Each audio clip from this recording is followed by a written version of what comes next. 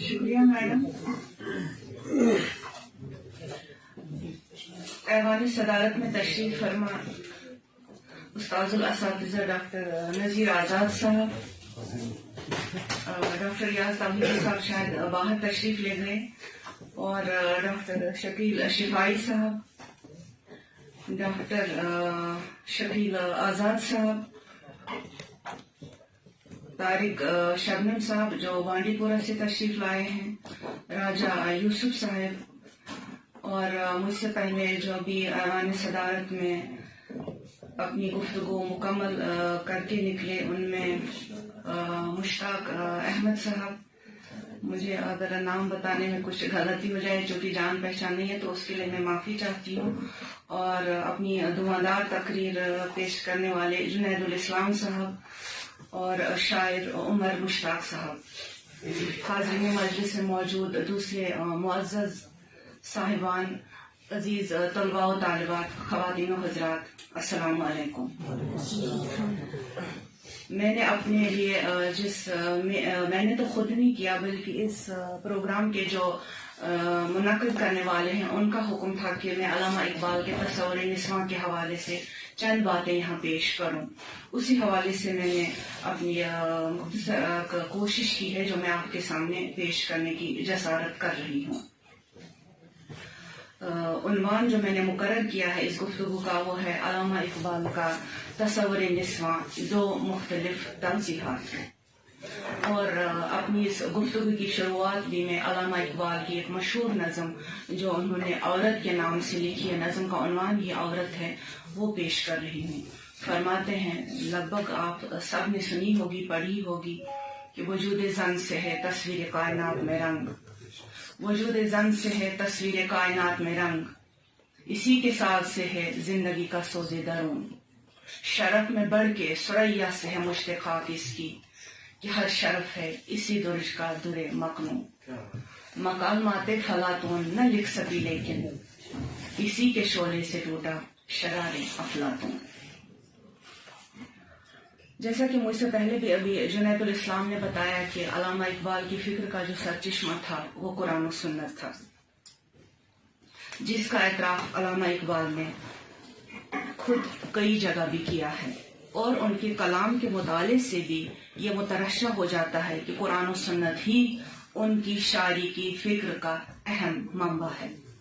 جس آسمانی کتاب یا دین سے اقبال نے اپنی شاعری کی فکر اخذ کی، وہ مذہب بذات خود بہت سارے آسمانی مذاہب کے درمیان ایک جدید دین ہے جو روز حشر تک رہنے والا ہے.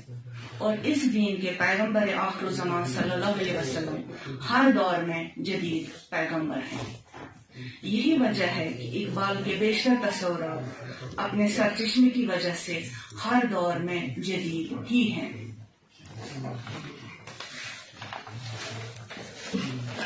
یہ بات ہم سبھی بخوبی جانتے ہیں کہ اقبال کی شاعری میں ہمیں بہت سے نظریات یا تصورات ملتے ہیں جن میں ایک تصور عورت بھی ہے. اقبال فرماتے ہیں، ہند کے شاعر و صورت گر و افسانہ نویس، ہند کے شاعر و صورت گر و افسانہ نویس، آہ بیچاروں کے اعصاب پہ عورت ہے سوار. یہ کہہ کر اقبال نے اردو شاعری کے اس قدیم شعری سرمایہ پر شدید تنقید کی ہے جہاں داستان، مثنوی اور غزل جیسی قدیم صنف سخن، بقول حالی، غزل و قصیدہ کے ناپاک دفتر عفونت میں ہیں یہ سنڈاس سے بدتر. میں سوائے عورت یا جزیات عورت کے ہم کہہ سکتے ہیں کہ حسن و عشق کے ساتھی موضوعات کے سوا کچھ بھی نہیں رکھا ہے. محدود چند شاعروں یا مثالوں کو چھوڑ کر عورت کے تمام حقوق اور اس کی سوشل پوزیشن کو نظر انداز کر کے اسے صرف ایک معشوقہ کا درجہ دیا گیا تھا. اور معشوقہ بھی کون؟ جس سے عیاشانہ طبیعت کی سیرابی ہو سکے. خود عورت کو اپنے جذبات و احساسات کے اظہار کا موقع نہیں ملا. خواتین نے اگر اس دور میں تخلیقی ادب لکھا بھی تو مردوں کے ہی انداز بیان اور زبان میں. عورت کا ظاہری حسن یا معاملات عورت اردو ادب پر اس حد تک حاوی ہو چکے تھے کہ ریختہ جیسی صنف وجود میں آئی تھی. اس لیے اردو شاعری کی ساری امیجری عورت کے زلف و رخسار، قد و قامت و ناز و ادا سے عبارت ہے۔ بعض حقیقت پسند اردو شاعری پر اکثر یہ اعتراض کرتے رہے ہیں کہ اس کا محبوب یا تو ایرانی روایت کا کوئی امرد رہا ہے یا کوئی طوائف یا بازاری عورت۔ اس میں کوئی شک نہیں، اقبال نے بھی اپنی شاعری کی ابتدا روایتی انداز سے ہی کی تھی۔ جب وہ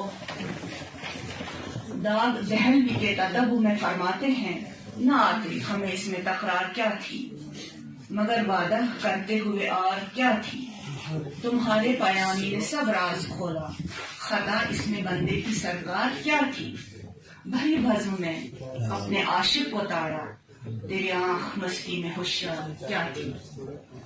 مگر بہت جلد اقبال نے اس روایتی انداز کو خیر بات کہہ دیا اور اپنی نظم پیام میں کہہ اٹھے، تجھ کو خبر نہیں ہے کیا بزم سخن بدل گئی، تجھ کو خبر نہیں ہے کیا بزم سخن بدل گئی، اب نہ خدا کے واسطے ان کو مئے مجاز دے۔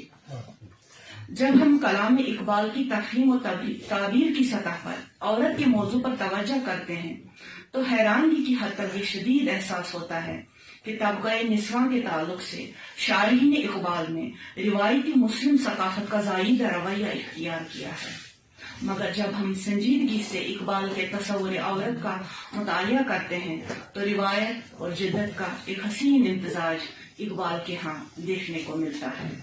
جب اقبال کہتے ہیں، جو میں نے ابھی پہلے بھی عرض کیا کہ مکالمات فلاطون نہ لکھ سکی لیکن اسی کے شعلے سے ٹوٹا شرار افلاطون، اس ایک ہی شعر میں اقبال نے خواتین کی پوری تاریخ کو پیش کیا ہے، عورت کے حاشیے پر ہونے کو ایک سوالیہ نشان لگا دیا ہے۔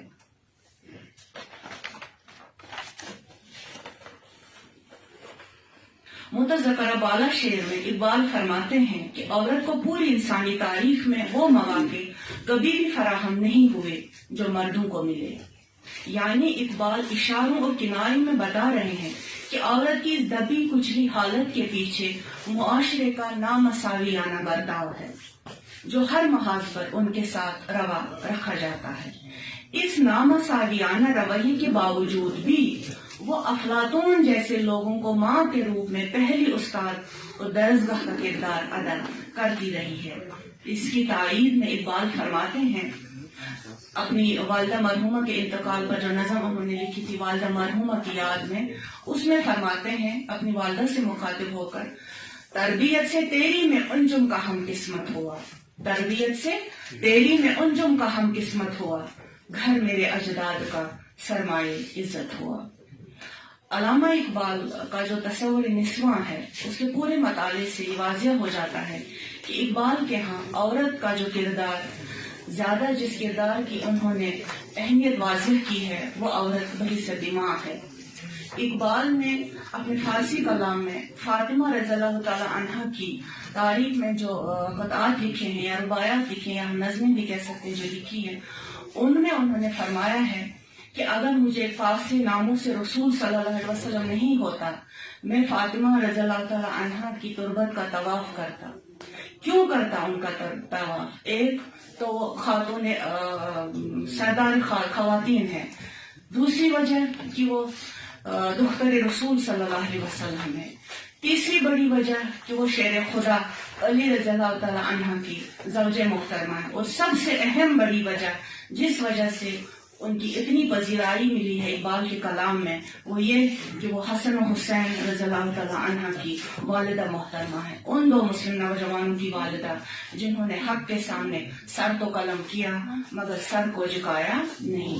یعنی مجموعی طور پر کلام اقبال میں عورت صرف اور صرف ماں کی حیثیت میں پیش ہوئی ہے۔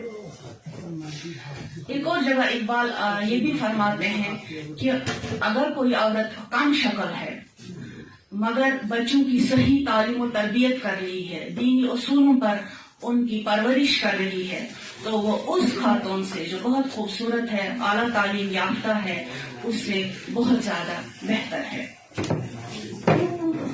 اقبال کے ہاں عورت کے تئیں جدت پسندی کے وہ رجحانات بھی موجود ہیں جو مشرقی تناظر میں ہماری عورتوں کے لیے ضروری ہیں۔ اقبال کے ابتدائی مقالات میں قومی زندگی کے عنوان سے 1904 عیسوی میں مخزن لاہور میں شائع شدہ مقالہ اس ضمن میں قابل ذکر ہے. یہ علامہ اقبال نے ایک مقالہ لکھا ہے جو مخزن رسالہ لاہور سے چھپتا تھا، اس میں شائع ہوا ہے. اقبال کے یہ الفاظ ہیں، لکھتے ہیں عمومیات کو چھوڑ کر اگر خصوصیات پر نظر کی جائے تو عورتوں کی تعلیم سب سے زیادہ توجہ کی محتاج ہے. یہ اقبال لکھتے ہیں عورت حقیقت میں تمام تمدن کی جڑ ہے، بس ہمارے لیے یہ ضروری ہے کہ تمدن کی جڑ کی طرف اپنی توجہ مبذول کریں اور اپنی قوم کی عورتوں کو تعلیم کے زیور سے آراستہ کریں. مرد کی تعلیم صرف ایک فرد واحد کی تعلیم ہے، مگر عورت کو تعلیم دینا حقیقت میں تمام خاندان کو تعلیم دینا ہے. دنیا میں کوئی قوم ترقی نہیں کر سکتی اگر اس کا نصف حصہ جاہل مطلق رہ جائے. یہ علامہ اقبال کے الفاظ ہیں. اس سے بخوبی اندازہ لگایا جا سکتا ہے کہ اقبال تعلیمی نصاب کی اہمیت کے کس حد تک قائل تھے. حق تو یہ ہے کہ اقبال اپنے زمانے کے تقاضوں سے بخوبی واقف تھے اور تعلیم نسواں کے دورز نتائج بھی ان کی نگاہ رمشنا سے اوجھل نہیں تھے. چنانچہ موصوف نے نہ صرف عورتوں کی تعلیم و تربیت پر خاطر خزور دیا بلکہ علم کو عورت کا بیش بہا زیور قرار دیا. البتہ ایسی تعلیم جو زن کو نازن بناتی ہے اقبال کی نگاہ میں لائق مذمت ہے. اقبال فرماتے ہیں جس علم کی تاثیر سے زن ہوتی ہے نازن، جس علم کی تاثیر سے زن ہوتی ہے نازن، کہتے ہیں اسی علم کو ارباب نظر موت. اقبال کی جدت پسندی یا دور اندیشی کا اندازہ اس ایک شعر سے بخوبی لگایا جا سکتا ہے. اقبال کی جدید سوچ نے عورت کے ساتھ ہو رہی سماجی اور معاشی ناانصافی کا اندازہ لگا لیا تھا. اسی آزادی نے یا جدید تعلیم کے منفی پہلوؤں نے عورت کو آج کی اشتہار بازی کے تحت پوسٹروں پر اڑیاں کر دیا ہے.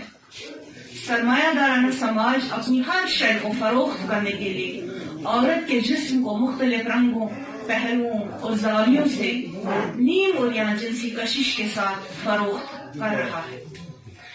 اس لیے کہ ان کے نزدیک ان اشیاء کو بغیر عورتوں کی مدد کے فروخت نہیں کیا جا سکتا ہے.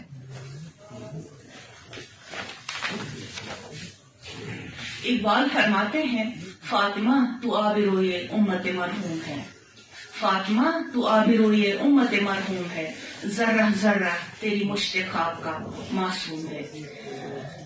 جس فاطمہ کا ذکر کیا ہے اس کا میں اب یہ بتا رہی ہوں کہ کون تھی یہ فاطمہ. 1912 عیسوی کی جو سلطنت عثمانیہ کا جب زوال ہو گیا، اس زوال کو بچانے کے لیے جن لوگوں نے اس وقت جو جدوجہد کی تھی ان میں سے ایک بچی فاطمہ تھی جس کو اقبال نے اپنی شاعری میں یہ ٹربیوٹ پیش کیا ہے کہ 1912 کی جنگ طرابلس میں جب ان کو ایک نوجوان لڑکی غازیوں کو پانی پلاتی اور تیمارداری کرتی ہوئی شہید ہوتی ہوئی نظر آتی ہے، اقبال اس سے متاثر ہوئے بغیر نہیں رہ سکے. اقبال عورت کو شرم و حیا اور عفت و عصمت کے لباس میں دیکھنے کے ساتھ ساتھ قوم کی تقدیر اور ترقی میں برابری کا شریک گردانتے ہوئے عملی زندگی میں بھی اس کے متوازن اور متناسب کردار کا تقاضا کرتے ہیں. اقبال اردو کے پہلے مشرقی تانیسی شاعر ہیں. کتنے منٹ اور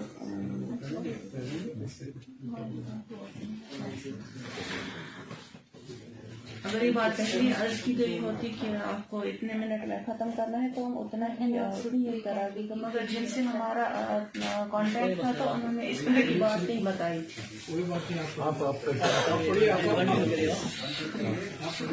آپ میری اسپیچ میں سے 10 منٹ لے سکتے ہیں. اقبال اردو کے پہلے مشرقی تانیسی شاعر ہیں. میں اپنے دعویٰ کی دلیل کے طور پر ان کے ایک ہی شعری مصرع کو کافی سمجھتی ہوں. فرماتے ہیں اس راز کو عورت کی بصیرت ہی کرے فاش، یعنی عورت ایک علیحدہ اور مکمل وحدت یا اکائی ہے اور ایک انسانی وجود خود اپنے سود و زیاں کے متعلق سوچنے کا پورا حق رکھتی ہے۔ کوئی دوسرا اس کے داخلی و خارجی ماحول و کیفیات کو کبھی بھی صحیح طریقے پر نہیں جان سکتا اور نہ اس کے متعلق کوئی فیصلہ کر سکتا ہے، جبکہ ہمارے معاشرے میں اس طرح کا رجحان دیکھنے کو نہیں ملتا ہے کہ جو بات بھی عورت کے متعلق ہو اس کا آخری اور قطعی فیصلہ کرنا عورت کا کام ہے، مرد کا نہیں۔ اقبال اس دور میں عورت کو اس کی بصیرت سے فیصلہ کرنے کی بات کرتے ہیں جب اردو شاعری میں عورت بغیر دماغ کے ایک گوشت پوست کے انسان کی حیثیت سے تھی اور صرف ایک معشوقہ کا درجہ رکھتی تھی۔ اقبال اپنی نظم پردہ میں فرماتے ہیں، ابھی تک ہے پردے میں اولاد آدم، ابھی تک ہے پردے میں اولاد آدم، کسی کی خودی آشکارا نہیں ہے۔ اولاد آدم سے مراد مرد اور عورت دونوں ہیں۔ دونوں سے اقبال کو شکوہ ہے کہ کسی کی بھی خودی آشکارا نہیں ہے۔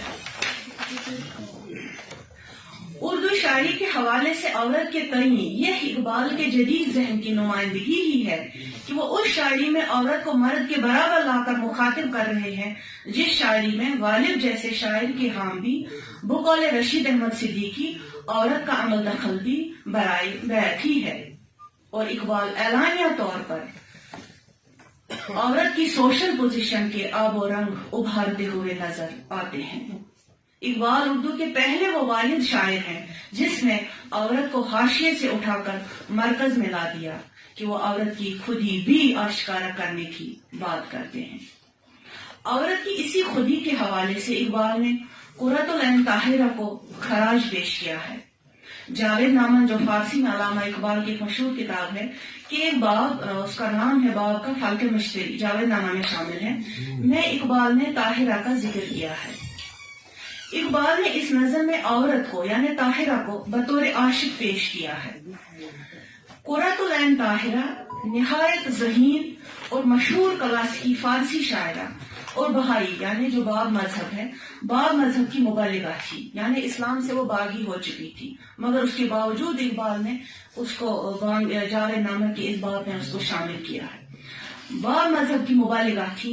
1850 عیسوی میں بغاوت، دین میں فتنہ پھیلانے یعنی اسلام میں فتنہ پھیلانے اور خواتین کے حقوق پر کچھ باغیانہ سوالات اٹھانے کے الزام میں جو اس وقت ایران کے بادشاہ ناصر الدین قاجار تھی، انہوں نے اسے قتل کرنے کا حکم دے دیا، یعنی قرۃ العین طاہرہ کو۔ بادشاہ اور درباریوں نے قرۃ کو بابی مذہب ترک کر دینے کے لیے کہا، مگر اس لیے کہا کہ تاکہ قتل ہونے سے بچ جائے، مگر طاہرہ نہ مانی اور قتل کر دی گئی۔ طاہرہ کے عاشق ہونے میں تو کسی کو کوئی کلام نہیں ہے، یعنی وہ اپنے عشق جو اس کا مقصد تھا اس پر وہ ایک عورت ہو کر بھی ڈٹی رہی۔ اس نے اپنے عشق کی وجہ سے بادشاہ وقت کی التجا کو ٹھکرا دیا۔ اقبال چاہتے ہیں کہ ہر مسلمان عورت طاہرہ کی طرح عشق صادق اختیار کرے۔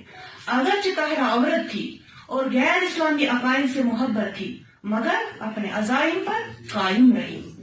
طاہرہ کو کسی انسان سے محبت نہ تھی، اسے مسلک سے عشق تھا اور دنیا کی کوئی طاقت اسے اپنے مقصد سے ہٹا نہ سکی۔ طاہرہ کی یہ ادا اقبال کو بہت پسند آئی۔ دراصل اقبال طاہرہ کے پردے میں خواتین، مسلم خواتین سے کہنا چاہتے ہیں کہ آپ بھی اپنے نیک مقاصد کے حصول کے لیے طاہرہ جیسا عشق پیدا کریں۔ اسی نظم میں طاہرہ ایک عورت ہو کر منصور حلاج کے بیان پر تبصرہ کرتی ہے۔ دراصل حلاج اور طاہرہ دونوں نے اپنے مقصد کی تصدیق اپنے خون سے کی ہے۔ اقبال چاہتے ہیں کہ مسلمان کا دل اسلام کے اس سانچے میں ڈھل جائے جیسا کہ طواف کعبہ کے وقت عورت اور مرد اکٹھے طواف کرتے ہیں، رسوم حج ادا کرتے ہیں، مگر انہیں اپنے دلوں پر، اپنے ارادوں پر، اپنی خواہشات پر مکمل کنٹرول ہوتا ہے۔ اور مسلمانوں کی اسی اخلاقی بلندی کے مطمئن ہیں تاکہ اس اخلاقی بلندگی کی موجودگی میں مسلمان عورتیں بھی بلا خوف و خطر زندگی بسر کر سکیں۔ وقت کی اجازت ہوتی تو میں، اور اگر اجازت ہو تو میں چلیے ٹھیک ہے۔ جو اقبال کی شاعری میں خواتین کے حوالے سے دوسری توضیحات ہیں وہ وقت کی کمی کی وجہ سے پیش نہیں کر سکی۔ آپ نے اتنے وقت مجھے برداشت کیا، مجھے سنا، اس کے لیے آپ سب کا بہت بہت شکریہ.